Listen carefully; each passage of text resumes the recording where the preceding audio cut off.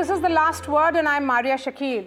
It's a long-standing and sensitive issue, the language war brewing between the Tamil Nadu and the centre over alleged imposition of Hindi through the national education policy. Now it has expanded into a full-fledged letter war too. But the war of words isn't just a Hindi heartland versus Dravidian might battle. The fracas in Belagavi over staff on a Karnataka interstate bus not speaking Marathi has resulted in a standoff between neighbours, Karnataka and Maharashtra. So it is clear that it is more than just Hindi versus the rest row. Is it an identity battle or just political posturing? First up a story, and then we have a very special guest.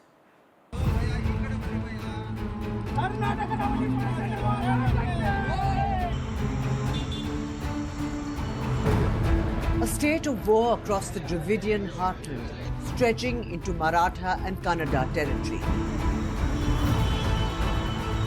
Mother tongue versus Hindi isn't a new clash point.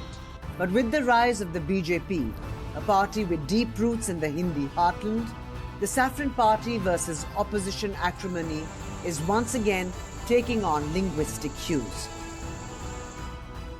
The Stalin government is using the centre's three-language formula under the national education policy as the powder for its keg of dynamite. From a war of identities to a pitched battle over federalism. Chief Minister Stalin's charge. The centre is imposing Hindi in the name of the national education policy to further its Hindi heartland politics into Dravidian territory. Union Minister Dharmendra Pradhan responding by urging the southern state to rise above political differences for the benefit of students. Now, when Tamil Nadu Education Minister talks about, oh, nobody has consulted us. They have consulted. Nobody is imposing Hindi. It is an optional third language. Tamil and English is more than enough. They are indirectly trying to encourage Hindi or encourage the Sanskrit. After a DMK functionary and 4 others were booked for defacing the Hindi words on the signage at the Pulachi Junction, Tamil Nadu BJP Vice President Narayanan Tirupati dared Chief Minister M.K. Stalin's party cadres to wipe off Hindi words from the coin released to commemorate the birth centenary of late DMK President M. Karunanidhi. And it isn't just about imposing Hindi. Interstate bus services between Karnataka and Maharashtra were halted after attacks amidst a language row. Karnataka, a Congress-ruled state, shares a border with the BJP-led alliance in Maharashtra. A dispute in Karnataka's Belagavi district turned violent when a bus conductor and driver of the Northwestern Karnataka Road Transport Corporation were assaulted by a group of youth for not speaking in Marathi. Now, pro-Kannada groups are calling for a Belagavi Chalo protest on Tuesday. It is a peace-loving state. We love each other. We respect each other. We want to be like brothers. The language battle in India is nothing new, dating back to pre-independence in the case of Tamil Nadu with Periyar raising the Tamil versus Hindi flag against the Indian National Congress. It's always been a very emotional issue for states, especially in the south.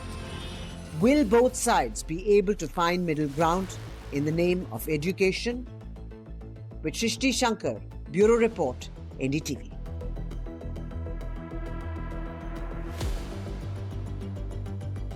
And earlier today, I spoke to Swaminathan Gurumurthy, the editor of Tughlaq magazine, and I began by asking him, Mr. Gurumurthy, thank you so much for speaking to NDTV.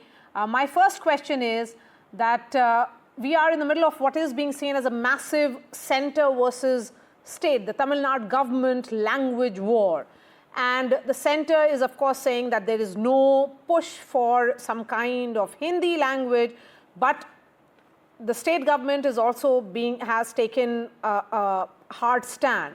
It's taking multiple forms as well. And as the editor of Tughlaq, how do you look at this? Because, of course, this issue has deep cultural rooting and also what is seen as a historical context. You see, there is nothing cultural or historical about it. It's purely political. See, the number of people reading Hindi through the Hindi Prachar Sabha, appearing for the examinations, is more than the number of people who are taking examination in Tamil medium in Tamil Nadu. This is the practical position. People have nothing against Hindi. There is a political history that has made Hindi a kind of a political weapon, and that is being whipped up. I think they are going to fail miserably for two reasons. In fact, in this year's, in this week's Tuklak editorial, I have written that it is Indira Gandhi and Rajiv Gandhi in 1961 and 1986 education policy actually made Hindi a compulsory third language. But the 2020 educational policy does not make Hindi a compulsory third language at all.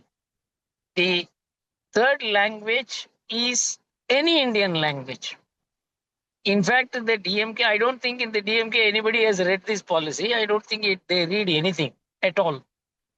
The third language can be either Telugu or Malayalam or Kannada, which are regarded as Dravidian languages. In fact, the Tamil Thai Varthu, which the DMK sings, specifically mentions that these three languages are born out of Tamil language. So what's your problem with this language? Okay, Mr. Gurumurthy, of course, you know, the language battle in India is not really new. Do you think that some kind of preemptive discussion initiative by the centre with the southern states can avert a situation like this, given how emotional this subject is? There is nothing regarding southern states. No other state, none of the southern states is saying anything about this. In fact, they would be very happy if their people residing in Tamil Nadu will be taught their language. I think the DMK has taken a stand which they will not be able to sustain. And I don't know who advises the Chief Minister and the Deputy Chief Minister.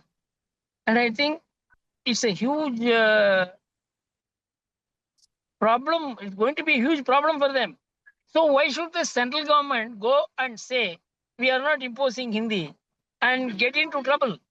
Let them prove that it is imposing Hindi, which they will not be able to do. So the central government is playing it cool, and rightly so. Why should they go and voluntarily say, no, we are not imposing Hindi, when that is not the case? But sir, do you think that it can backfire against the centre, given how the state government is whipping up sentiments? It is being seen as centre versus state. It is not sentiment, it is only statement, Baji. Today, they will not be able to launch a movement against Hindi because what triggered anti-Hindi movement was really imposition of Hindi. Another, there is a huge privatization of education, and enormous number of students are in CBSE and they are reading Hindi, and 9 out of 10 DMK leaders' children are reading in CBSE schools. They are studying Hindi. So, to say that this feeling can be whipped up, there is no great feeling to be whipped up. So, my feeling is that they are making it a point only to keep on saying that, no, there is a Hindi background, there is a Hindi issue, there is Hindi imposition. I don't think it is going to work. This time they will be caught badly if they take it forward. My last question to you, Mr. Gurumurthy. And, I know you are in Mahakumbh, and thank you for giving us time here. But the larger question, I mean, the state government says that they already have a 2-language formula, which they believe should not be replaced by a 3-language formula. Why can't that continue then? You see, it is only a question of how the 2-language formula is going to get eroded, whether it will get eroded over a period of 10 years or it will get eroded as a matter of policy making. It is already getting eroded, as I told you. As the CBSE schools and privatization of education deepen in Tamil Nadu, the question of 2-language formula is not going to work because India is such a vast country with a huge amount of migrant population that we can't work with only 2 languages, your mother tongue and English, or regional language and English. We need to know more languages, and that is being practically realized. So my feeling is that that it is not going to be like what it used to be. So my own feeling is most people in Tamil Nadu today, for example, if you the anti-Hindi agitation period, nobody will talk about anything regarding language. You say the central government is wrong. But today, there are many people talking. Why not we read more language? This was never heard in Tamil Nadu. So the situation is not the same. You are assuming in 2025 the 1965 situation. Okay. So you're assuming in 2025 that a 1965-like situation is there. Mr. Gurumurthy, thank you so much for speaking to NDTV. Let's bring in the guests now. Salim Dharanidharan is a spokesperson of the DMK. Dr. Sumant Raman is a political analyst. We also have Vinod Selvam, who is the spokesperson of Tamil Nadu BJP. Mr. Dharanidharan, are you really, trying to whip up sentiments which really do not exist much on the ground these days? No, see, I think we haven't understood the crux. Why did it become a language war is because you refused to release funding for SSA, Sarva Shiksha Abhiyan, which has nothing to do with the NEP. The 2,150 crores was not released. And you said we are not releasing it because you are not signing for NEP. The NEP came 3-4 years back. It was not, and did we create an issue? No. Now that you are not releasing the funds, this is blackmail. In the future, why won't the union government come and say, we will not release you any funds through centrally sponsored scheme if you don't implement Hindi in, for example, state government offices? Example, this is a start point. The trust deficit does exist because the union government more than sufficient number of time has proved why the trust deficit exists. Union Home Minister last year went and said that working language of union ministry should be in Hindi. Why not in Hindi? Indian High Commissions in Hindi. Why not? So these kind of things that result in trust deficit. And again, centrally sponsored schemes should itself go because Indian states are profoundly diverse than even the countries of the European Union. Each state is unique. You can't have one scheme and implement across all the states. This is detrimental for the country, not just for Tamil Nadu. I think UP should have a separate scheme. Tamil Nadu should have a separate scheme. Again, it's infringement to educational rights.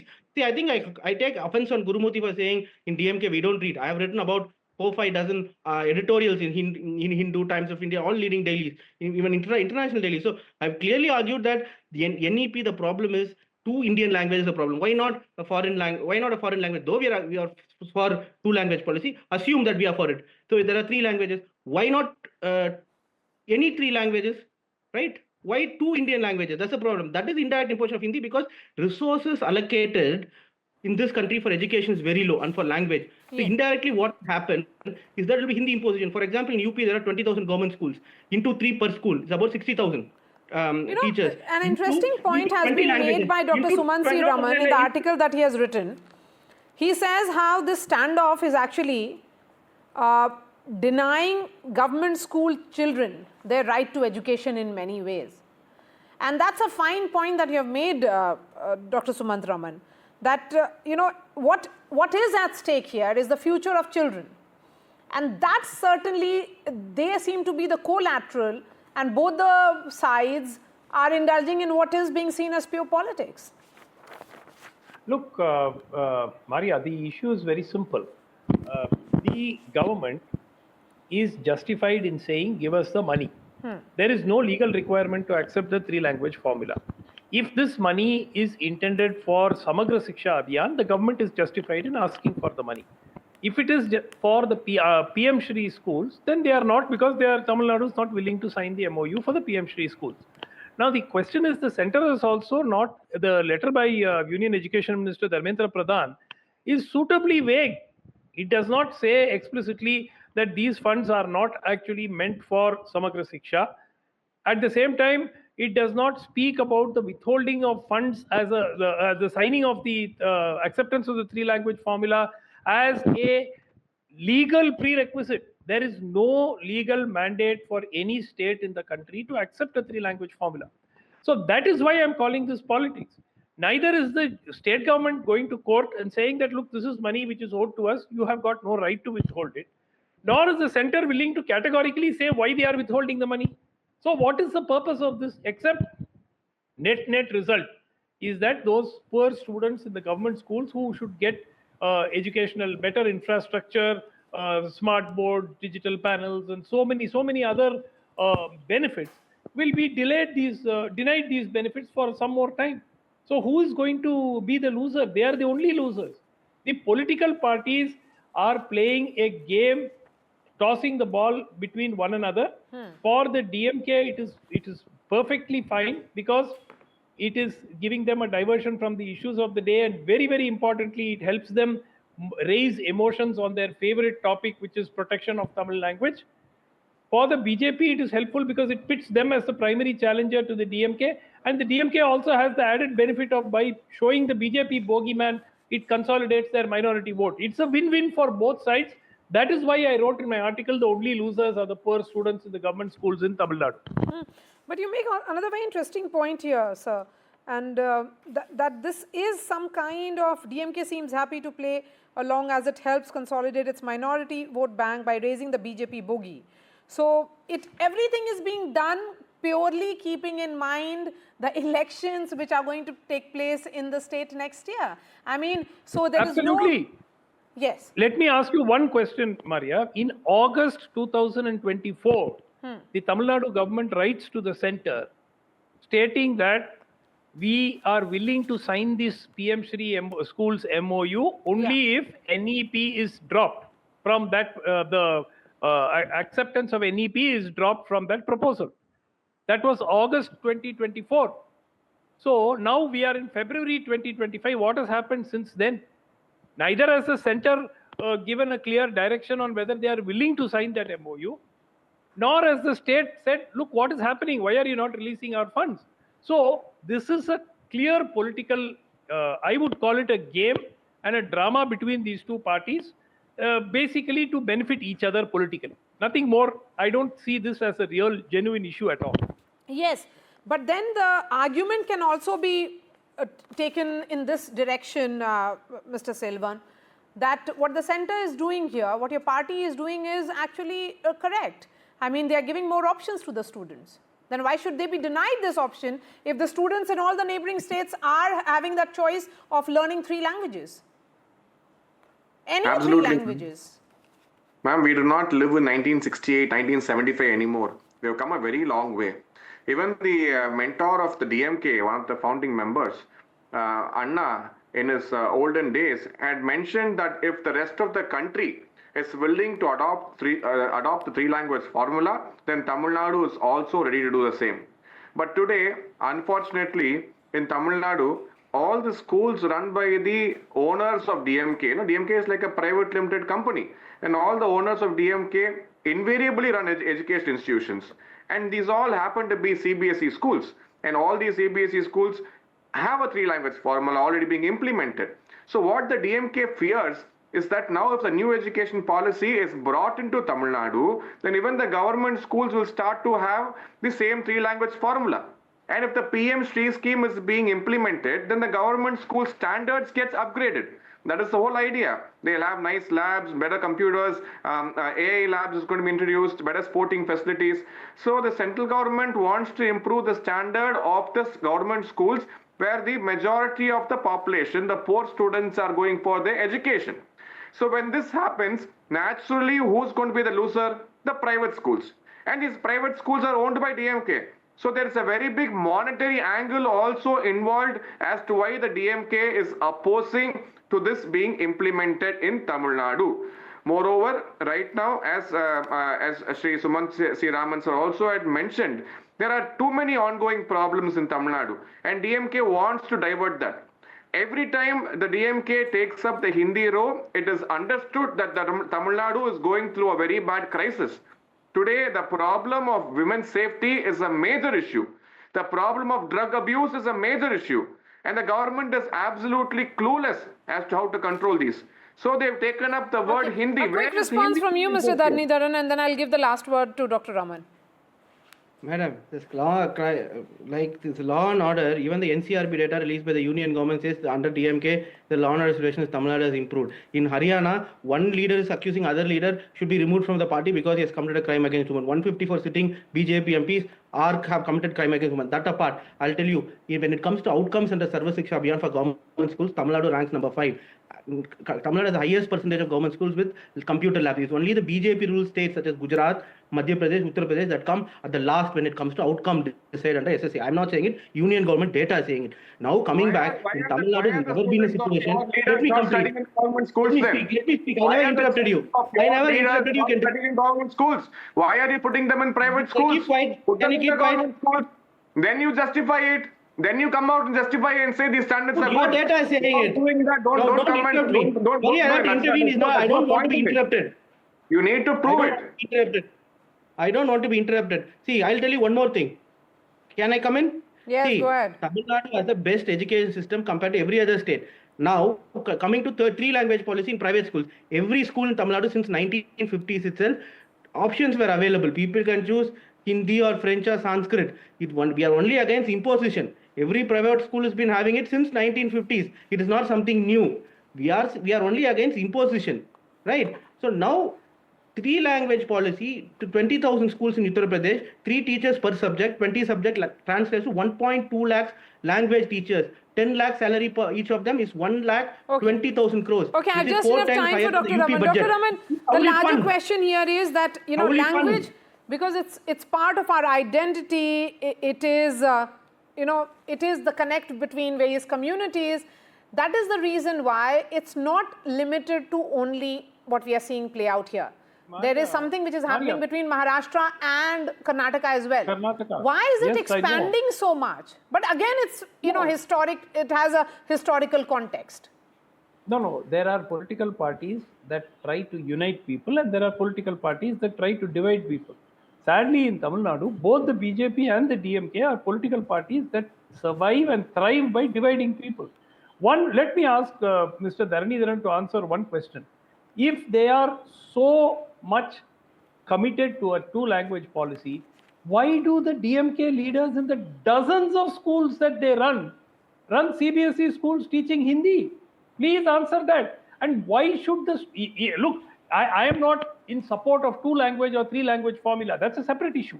The point is, if you are not willing to practice what you preach, how many of the leaders' children are studying in government schools? Please ask him to answer that. There was a video going around Maria on social media today with a list of schools owned by their leaders, which are all CBSE schools. Ask him to deny that. Okay. A quick response on that specific answer. Mr. Dharanidharan. Madam, first of all, after DMK has come to power, 20% increase in government schools have happened. That is not the point. The point is something else. Just respond to that. I'm coming there. Maria, yes. I'm coming there. And rest of India, students getting enrolled in private schools have drastically increased, and students are leaving public schools. Tamil Nadu is a unique state. Now, it's not just every party, even BJP party leaders in Tamil Nadu have schools, right? ADMK, every party, because a party reflects the society. It's not that separate human beings are in a party. Any political party will represent the society. They are not asking for language formula. Since 1950s, in private schools since 1950s, there has been a case where several languages offered and people can choose. In CBSE for 11th and 12th, there is not even a language as an option. People don't need to take a language. There is only 2 languages even in private schools. You choose that language. We are only against imposition of a language. In fact, Tamil Nadu, Prathmik exam is taken by 5 lakh students. Is the government stopping? No, don't impose. People learn whatever. But there is no imposition which is happening, Mr. Dharanidharan. I think that there has to be. I think that peddling of that thought should end here. Thank you so much for joining us. on this broadcast. That's all from me. Thanks so much for watching.